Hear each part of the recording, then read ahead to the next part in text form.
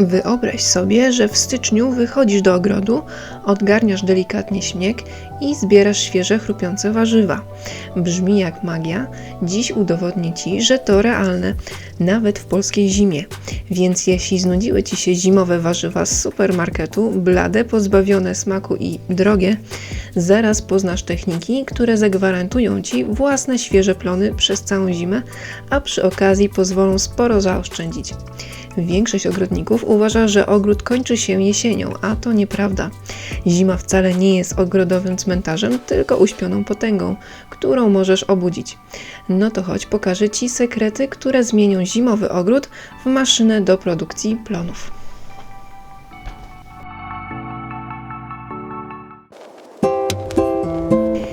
Zima nie zabija ogrodu, tylko go spowalnia. Rośliny zimowe nie rosną intensywnie, ale mogą przetrwać i być gotowe do zbioru, jeśli mają właściwy mikroklimat. Mróz nie musi być wrogiem, u wielu gatunków chłód poprawia smak.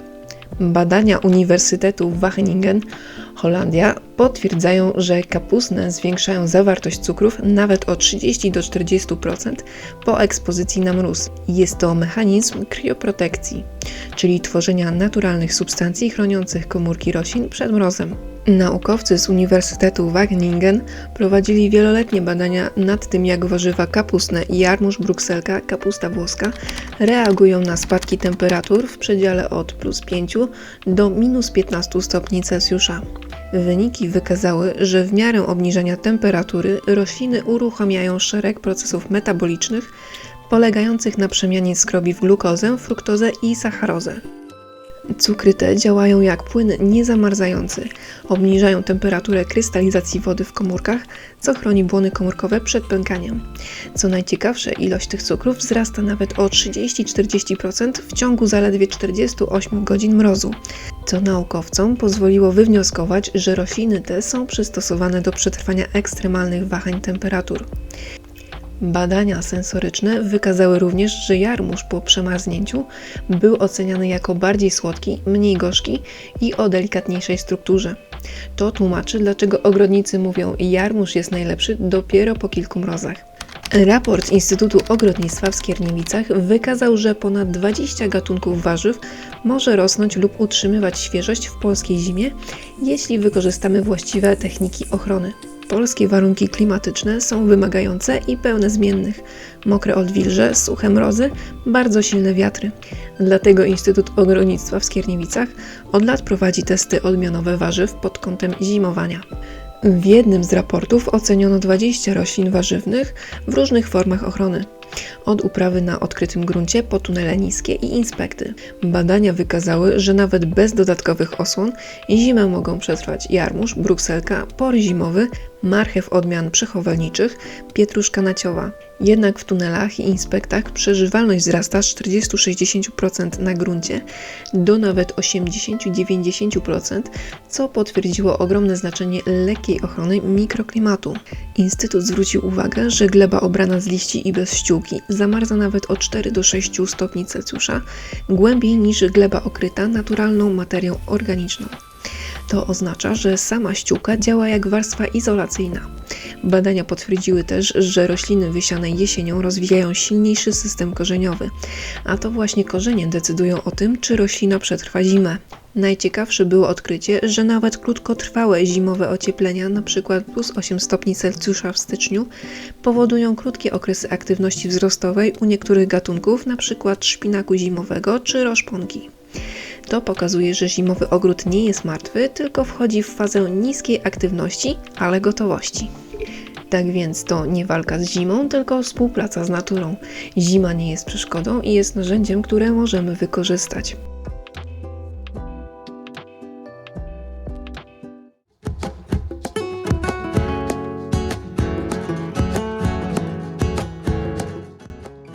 to prawdziwi twardziele, mocarze ogrodu, zimowe warzywa, które są mistrzami przetrwania.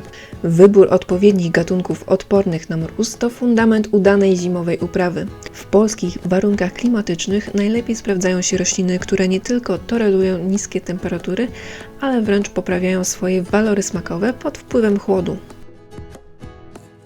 Jarmuż to przetrwalec numer 1. Wytrzyma nawet do minus 20 stopni Celsjusza. Po przemarznięciu smakuje słodziej. Jarmuż to jedna z najtwardszych roślin w świecie warzyw. Jego liście są grube, sztywne i wypełnione włóknem, które zapobiega uszkodzeniom przez mróz.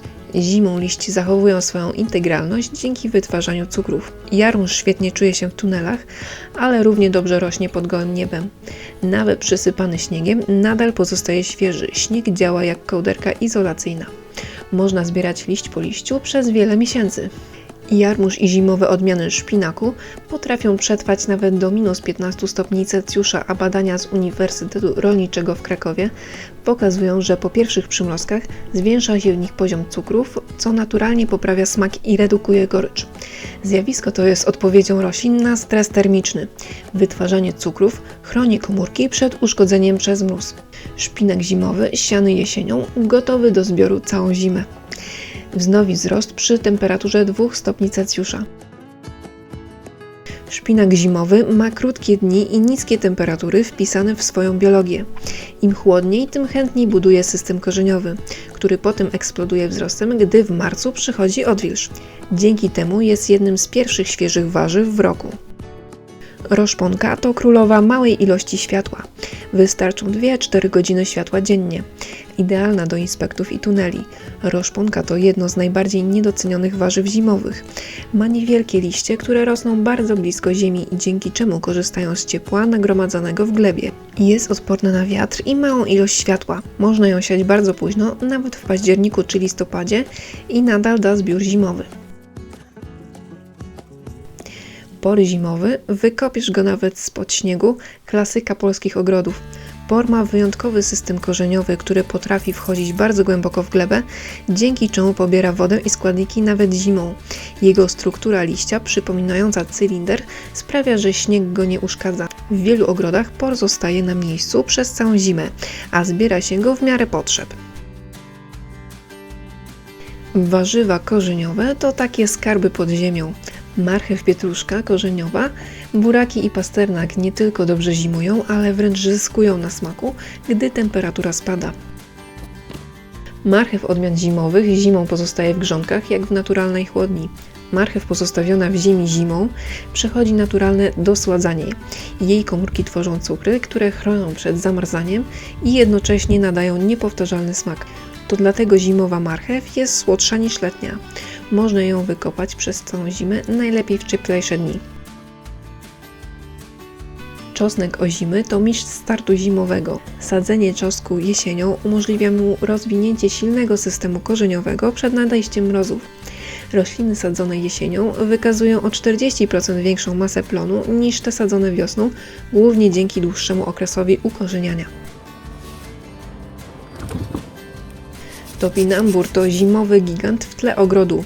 Topinambur, czyli słonecznik bulwiasty, to jedno z najbardziej oczywistych, a jednocześnie najczęściej pomijanych warzyw zimowych.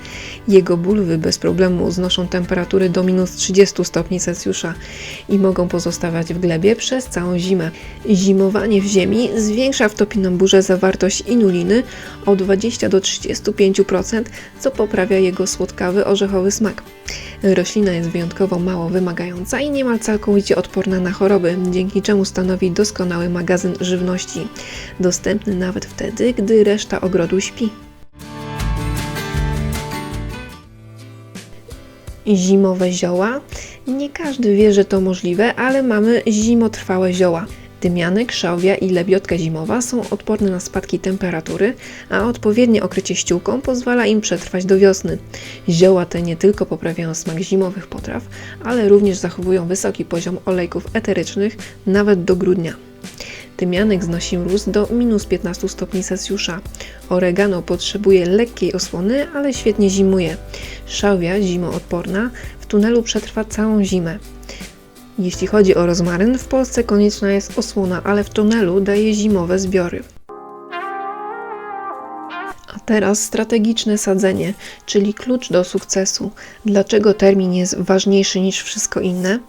Roślina musi urosnąć przed zimą, osiągnąć rozmiar półdojrzały, wejść w zimę silna i odporna. Optymalne terminy dla polskiego klimatu dla jarmużu to lipiec-wrzesień, szpinak zimowy sierpień-październik, roszponka sierpień-październik, czosnek ozimy październik-listopad, por zimowy maj-lipiec, zbiór zimowy. Pełną listę znajdziesz w opisie filmu. Ciekawą wzmianką jest artykuł, gdzie Uniwersytet British Columbia wykazał, że warzywa wysiane w sierpniu-wrześniu dają największe zimowe plony, ponieważ przechodzą hartowanie przed dużymi mrozami. Rozważmy też najważniejsze techniki ochrony roślin zimą. Mini szklarnie i inspekty to najłatwiejszy sposób, aby uzyskać 5-10 stopni Celsjusza więcej niż na zewnątrz. Drewniana rama plus przejrzysta pokrywa, idealna dla sałat i roszponki. Rurki PCV plus folia prefarowana lub agrowłóknina tworzą tzw. mikroklimat. To zaskakujące, ale niskie tunele zwiększają zimowe plony nawet o 70%. Kapturki ochronne można kupić lub zrobić nawet z butelek. Podwójna osłona, gorący trik profesjonalistów, agrowłóknina 30-50 g plus folia na tunelu daje efekt termosu.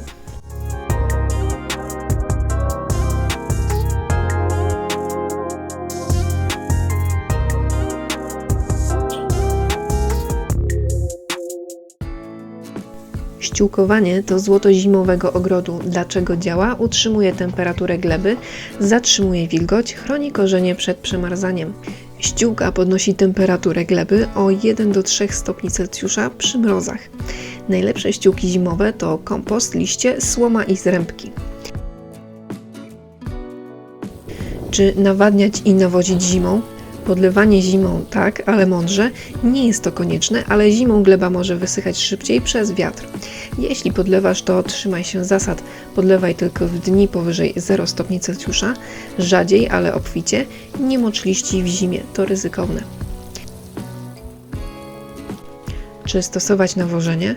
Tak, ale minimalnie. Stosuj kompost, biohumus, niektóre nawozy organiczne o spowolnionym działaniu, ale nie stosuj nawozów azotowych. Pobudzają do wzrostu, co zimą szkodzi. Dlaczego nawożenie zimą jest delikatną sztuką?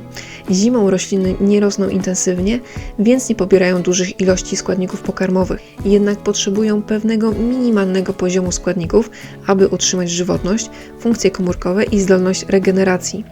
Najważniejsze są mikroelementy i materia organiczna, ale nie nawozy szybko działające. Zasada numer 1. 0 lub prawie 0 azotu. Azot zimą może zaszkodzić, ponieważ pobudza rośliny do wypuszczania nowych, delikatnych części, które łatwo niszczy mróz. Nawozy azotowe mogą również ulec wypłukaniu z gleby przez deszcz i śnieg, co obciąża środowisko. Zasada numer 2. Kładziemy nacisk na potas, magnez i wapń. Te składniki wzmacniają tkanki roślin i pomagają im znosić mróz. Proporcje nawożenia zimowego organicznie to kompost 1 wiadro na 1 m2 grządki, taka 5-10 cm warstwa. Jeśli używasz biohumusu, to 200-300 ml na 10 litrów wody raz na 4-6 tygodni.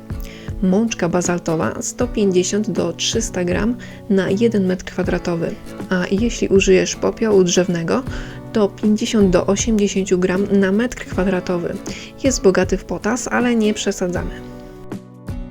Dlaczego kompost działa zimą? Kompost jest powoli uwalniającym się źródłem składników odżywczych. Nawet przy niskich temperaturach drobnoustroje są aktywne. Wolniej, ale jednak pracują.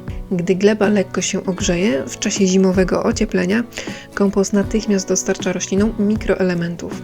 Może zaciekawi Cię fakt, że badania opublikowane w European Journal of Agronomy wykazały, że zimą rośliny o niskim tempie metabolizmu korzystają przede wszystkim z nawozów organicznych i mikroelementów, a nie z intensywnych nawozów mineralnych.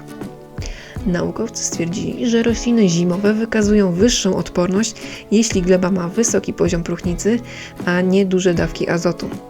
Wskazano też, że kompost stosowany zimą poprawia aktywność biologiczną gleby o 10-20%, nawet przy temperaturach gleby około 2-5 stopni Celsjusza.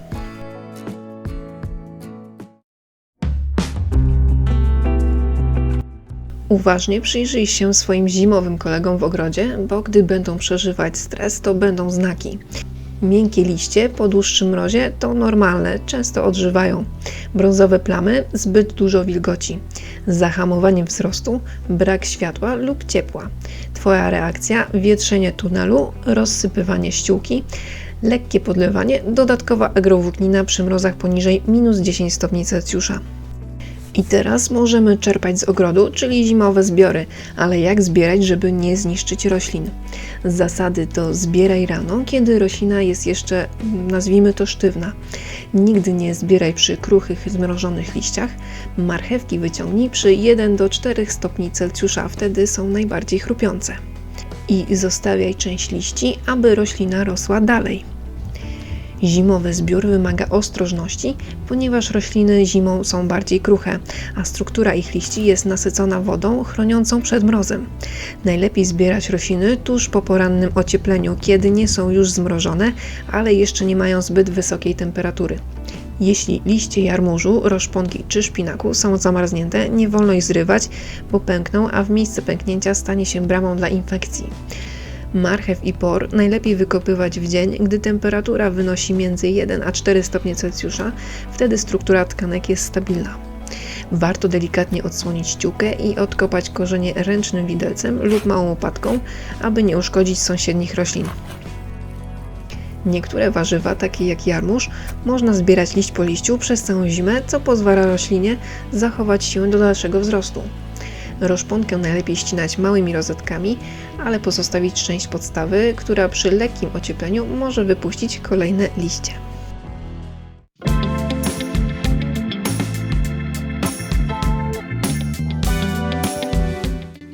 Zima to świetny czas na planowanie jeszcze obfitszego ogrodu na następny rok.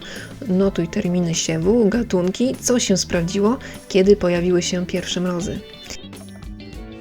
Teraz wiesz, że zima nie kończy ogrodu, ona go dopiero zaczyna.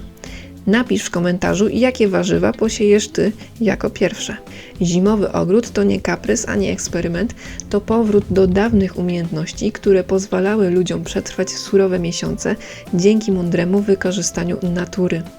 Kiedy inni myślą, że zima to koniec sezonu, Ty możesz odkrywać świat, w którym śnieg jest sprzymierzeńcem, mróz tworzy słodycz, a gleba mimo ciszy nadal żyje.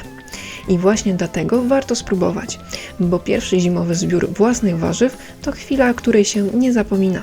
Jeśli chcesz poznać jeszcze bardziej zaawansowane techniki, które zmienią Twój ogród w całoroczny ekosystem, zostań ze mną. Zima to dopiero początek.